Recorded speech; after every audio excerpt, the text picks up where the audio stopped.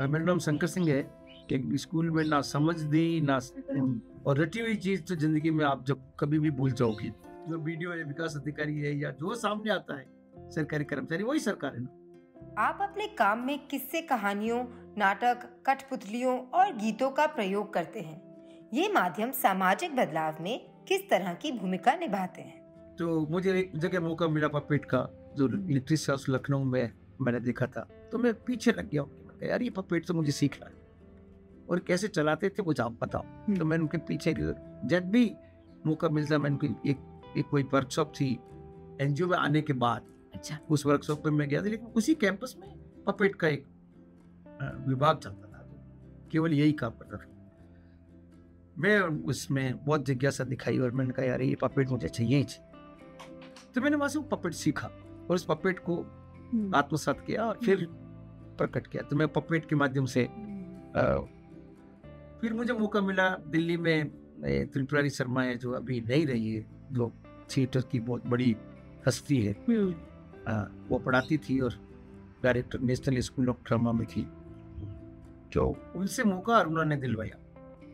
अरुणा ने कहा कि मेरे यहाँ जो एक बंदा है वो बहुत इंटरेस्ट रखता है तो पपेट्री और ये सब नाटक में भी उसको बहुत इच्छा है, तो तुम एक बार कोई वर्कशॉप में बुलाओ।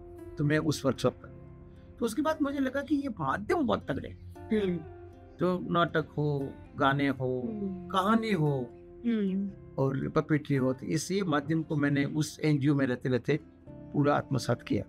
आप बात करते हो, बात करते करते हमारे ब्यावर वाला धरना चल रहा था, उस समय कुछ महिलाएं आई, उन्होंने कहा आपका मुद्दा बहुत अच्छा है, हम भजन गाएंगे, समर्थन देंगे।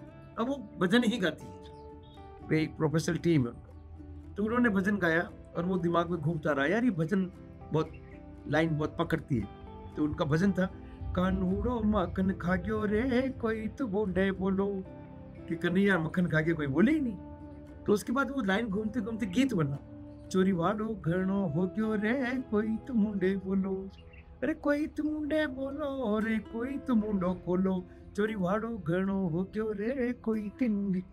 और चोरी वाड़ा में कौन कौन शामिल है? तो वो सरपंच रुपया पर्स पूरा कथा खा गयो, सेक्रेटरी रुपया खा गयो, वो जेएन रुपया खा गयो, वो वीडियो रुपया खा गयो, प्रधान भी रुपया खा गयो, प्रशासन बेड़ो भल गयो रे कोई तो मुंडे बोलो, चोरी वाड़ो घणो।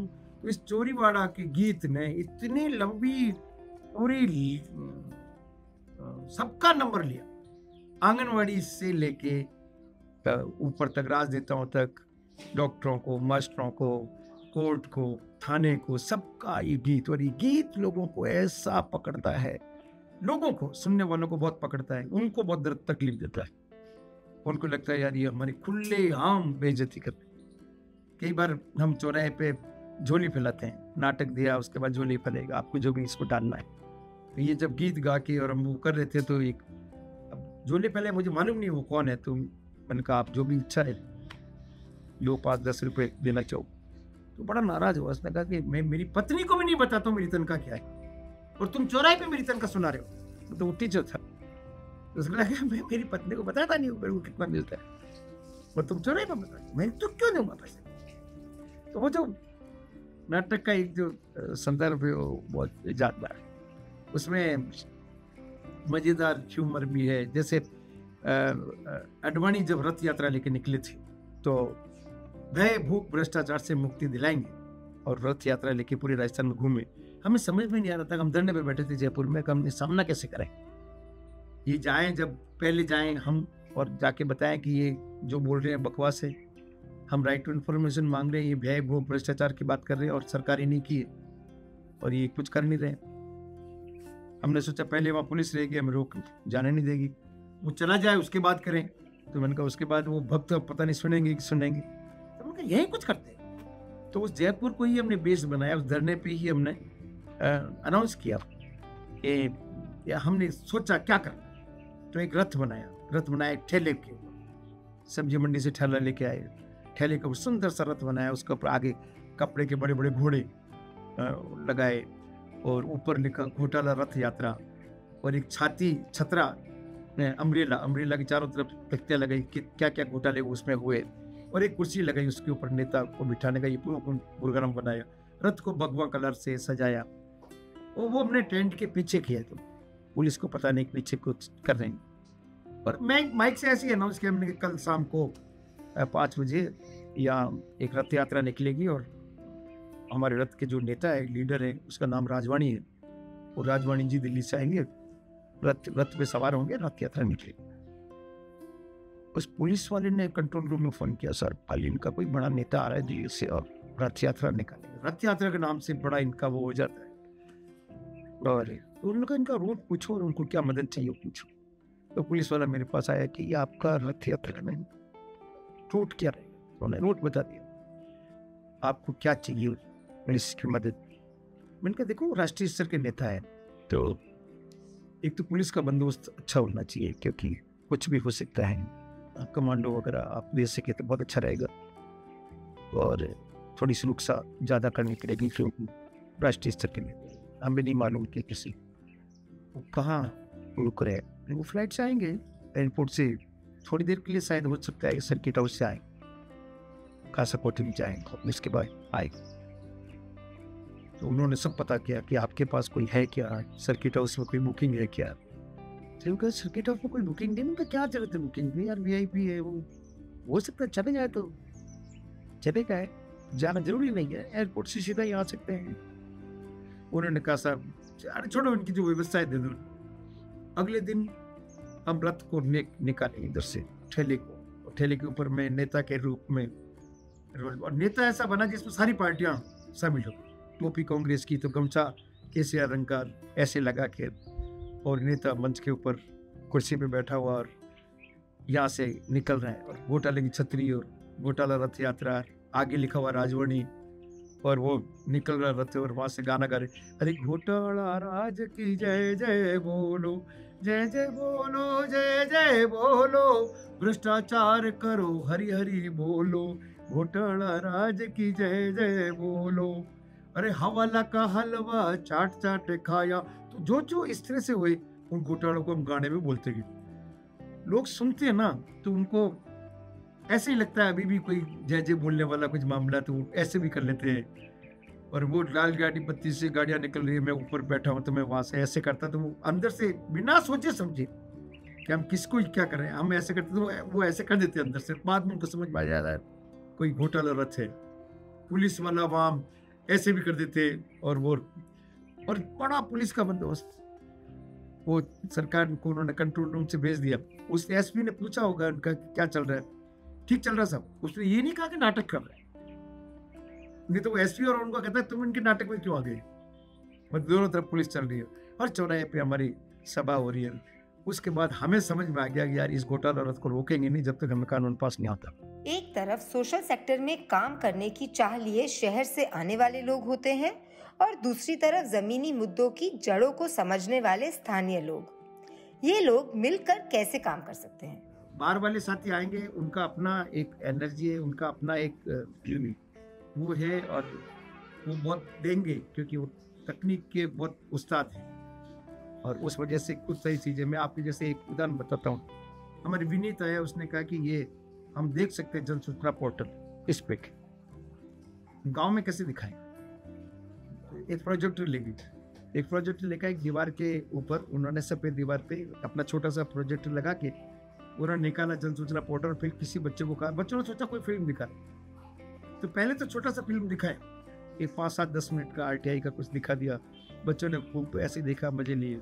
फिर किसी बच्चे का राशन कार्ड लेके आओ, तो वो जब राशन कार्ड लाया तो उसके राशन कार्ड को और उन्होंने उसमें राशन कार्ड नंबर से दीवार पे दिखाया। दीवार पे दिखा तो फोटो दिखा उसके पापा, ओए मेरे पापा का फोटो ही है, ये राशन कार्ड।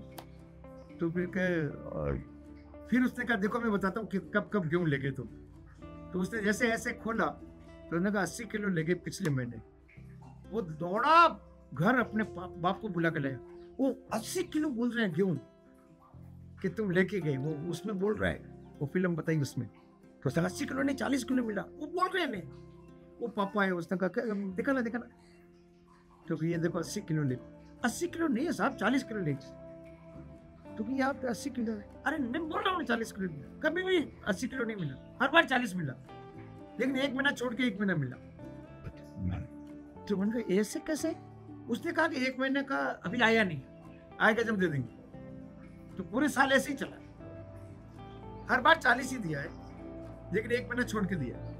तो हमें समझ में आ गया कहानी कि वो 1 महीना छोड़ के दे रहा है, लेकिन 80 दे रहा है। तो वो आपकी उस ऑनलाइन में 80 दिखा रहा है, आपको दे रहा है 40, और वो पर्ची आपको नहीं दे रहा है। तो उसने कहा मैं क्या करूं, मैंने कहा ये प्रिंट आउट ले जाओ। तो विनीत ने वो पूरा प्रिंटर भी साथ था, उसने निकाल के दे दिया उसको प्रिंट आउट, कि आपका 12 महीने में 6 बार आप 80-80 किलो गेहूं ले गए। तो वो डीलर के पास गया, गांव में तो डीलर है, उसको जाके कहा ये देखो इसमें कागज में मेरे 80 किलो, तुम 40 ही कैसे? तो उसने वो देखा, तुम कहाँ से? तो ये तो वहां वो दिखाया, वो देखा तुम ले जाओ, लेकिन हल्ला गुल्ला मत करो, चलो तुम्हें दे दिया। उसको दे दिया, उसको 240 किलो गेहूं दिया। तो उसके 240 अकेले नहीं ले जा सकता, तो उसका पूरा परिवार आया, उसके पत्नी, उसके बच्चे, सारे के सारे सिर पे कट्टे लेकर निकल रहे। तो गांव में लोगों का कि ये क्या हुआ? अरे वो गेहूं आ गया, वो पुराना 6 महीने का है ना, जो अभी दे रहे। तो कैसे? अरे वो 2 महीने में एक बार दिया ना, तो वो आ गया, तो इकट्ठा आ गया, तो सबका दे रहे, तो मेरा तुम्हें ले आया। तो वो गांव वाले सब जाने लगे उसके पास। तो उन्होंने कहा वैसे नहीं मिलेगा, वो चाहिए रिपोर्ट। तो विनीत के पास लाइन लगा दी कि मेरा भी निकालो, मेरा भी निकालो। विनीत निकाल के देता रहा, और वहाँ राशन की दुकान पर लाइन लगती रही। हमारे में से कोई नहीं था, और वहाँ पे लोग लड़ रहे थे कि मेरा गेहूं ये देख कागज, जिसको 40 मिल रहा था उसका 80 लिखे हुए थे, जिसको 30 मिल रहा था उसके 60 लिखे हुए थे, जिसको 20 मिल रहा था उसके 40 लिखे हुए थे। तो ये हमारे गेहूं का है। 3 ट्रक गेहूं रख के बिठाए, और 3 ट्रक गेहूं का उसने अपनी जेब से पैसे निकाल के वो बंटवाया, कि वो खा चुका था। और 7 दिन तक वहाँ ये सब गेहूं आता रहा। खत्म हो गई बात में और लाया, फिर उसने कहा कल मंगा दूंगा। तो ये सब ताकत है, मतलब। तो वो तो साथी आके टेक्नोलॉजी के साथ में जो खेल करते हैं वो बहुत काम आता है। हम जन सुनवाई करवाते हैं, उसमें कैसे हम लोगों के पास पहुंचे, क्या है कागज में, क्या है अंदर, क्या है इस मशीन में जो हमारे पास आए, हम उसको कैसे, तो वो भी बहुत मजेदार होता है। आपके अनुभवों में क्या कोई ऐसा वाकया भी रहा जिसे याद करना आपको आज भी हिला देता है? काम भी आपको बहुत ताकत देता है। आप उस गरीब घरों के बीच में जाके जो कुछ कर, लोग कई बार कहते हैं यार तुमको अच्छी दुआ मिलती हो, आप जो अच्छा करते हो। गांव में जाते हो तो लोग भी कहते हैं, बहुत अधिकार के साथ भी कहते हैं, बहुत ही बाधा आया करो बीच बीच में। मेरी पेंशन 2 महीने से नहीं आई, राशन का गेहूं नहीं मिला है। एक गांव में ये दोनों बूढ़ा बूढ़ी है, कोई नहीं है बच्चे, दोनों ही हैं, और बहुत बुजुर्ग हैं, घर भी नहीं, एक छपरे के नीचे रहते हैं। तो हम ऐसे मिल गए, तो तुम उनको पेंशन दिलाने में, उनका राशन वासन दिलाने में डीलर से झगड़ा के इनका क्यों नहीं दिला, ऊँटा नहीं आ रहा, ये नहीं आ रहा, वो नहीं आ रहा है, यार ये मशीन लिया यहाँ कुछ तो कर। तो कभी वो देता, कभी नहीं देता। और जब मैं 2-3 महीने नहीं जा पाए, भी नहीं तो हम दोनों नहीं जा पाए, तो उसने बड़ा उल्लंघन दिया, ऐसे दिया अधिकार के साथ, तुम आए नहीं। तो मैंने ऐसे ही पूछ लिया, मैंने कैसे चल रहा बाकी? ठीक है बाकी। तो मैंने पीपा उठा के देखा तो उसमें कुछ नहीं था, तो और चीजें भी नहीं थी। उन्होंने कहा आटा वाटा कुछ नहीं है। कैसे? 5 दिन हो गए, कुछ नहीं, 5 दिन से कुछ नहीं है, गेहूं दिया नहीं उसने, 2 महीने का गेहूं उसने नहीं दिया। तो उनको कैसे मांग के लिए, तो उधार लिया थे, वापस चुका है। कितने बार मांग लिया? एक बार तो मांग लिया, दूसरे घर से ही मांग लिया, तीसरे से मांग लिया, कितना कैसे चला।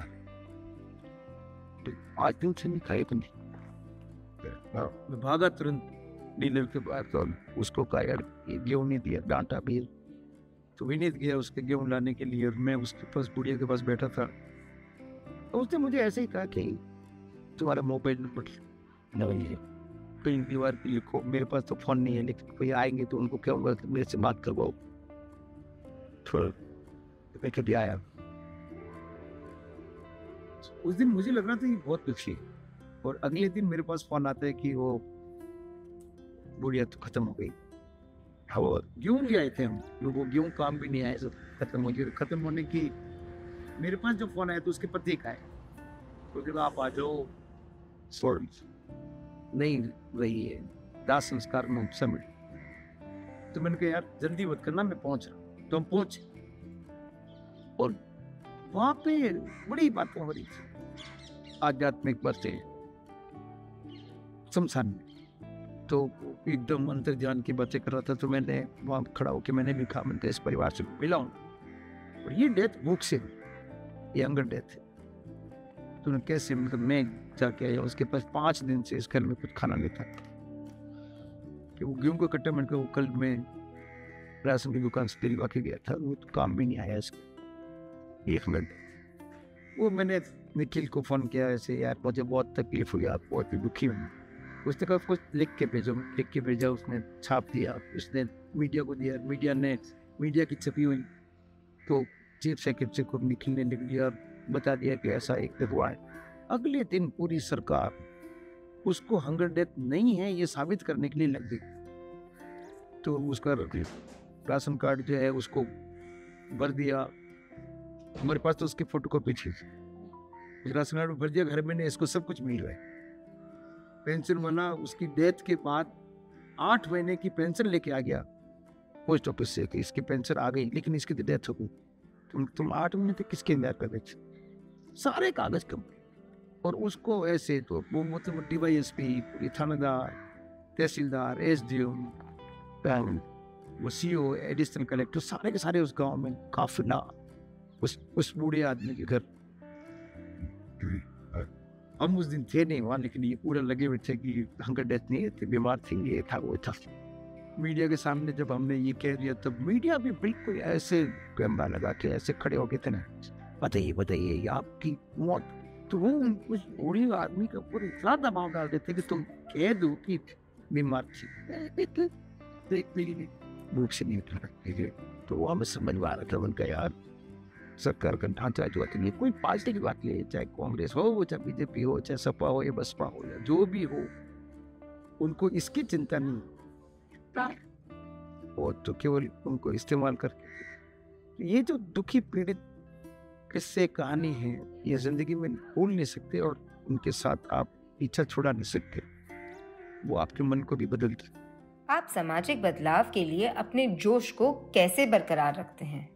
इस काम को करते करते कई बार आप कह रहे हो कि आपको थकान आती है या आपको निराशा होती है, हमें होता है जरूर, लेकिन आप उस दिन मेरे मन में मैं व्यक्तिगत बताता हूँ कि मुझे जब भी लगा कि यार मैं खुद बहुत द्वंद्व में हूँ, बहुत तकलीफ में हूँ, मुझे लग रहा है कि क्या कर रहे हैं, फंसे हुए, आप किसी गरीब के घर में मैं चला जाता हूँ ऐसे, और उसके घर में जाके बैठ के आपने 1-2 घंटा बैठ गई, आप उस पूरा अर्थशास्त्र को समझना है और आप पर लगेगा यार मैं कैसे रुक सकता हूँ, मैं मतलब जिस परिवार से मैं मिला हूँ उसकी हालत क्या है और मैं क्या यार, मैं तो कहीं मतलब बहुत आगे हूँ, मेरी खुद की व्यक्तिगत भी सोचने लग जाता हूँ। तो मुझे यार मुझे तो कोई तकलीफ ही नहीं है, और इनके लिए अगर मैं अपने आप को पीछे हटा दूँ तो ठीक नहीं है, करूँगा मैं, तो दुगना जोश और मिल जाता है। वो गरीब में तो बहुत बड़ी ताकत है, जिसके पास चारों तरफ से अंधेरा कुछ है नहीं, उसकी जिंदगी में किस तरह से वो ताकत मिलती है। तो और इस इलाके में हमें मालूम है, वो घर, वो परिवार मालूम है, एक रिश्ते दोस्ती हो जाती, कभी भी जाओ ऐसे जाके आप बैठो तो वो तुरंत उनके साथ थोड़ा बातचीत करो, और वो लोग हमारे पास भी आते हैं और हम मिलके समाधान खोजने की कोशिश करते हैं। और उस वजह से मुझे बहुत शारीरिक थकान की बात नहीं, मैं जोश वापस आ जाता है।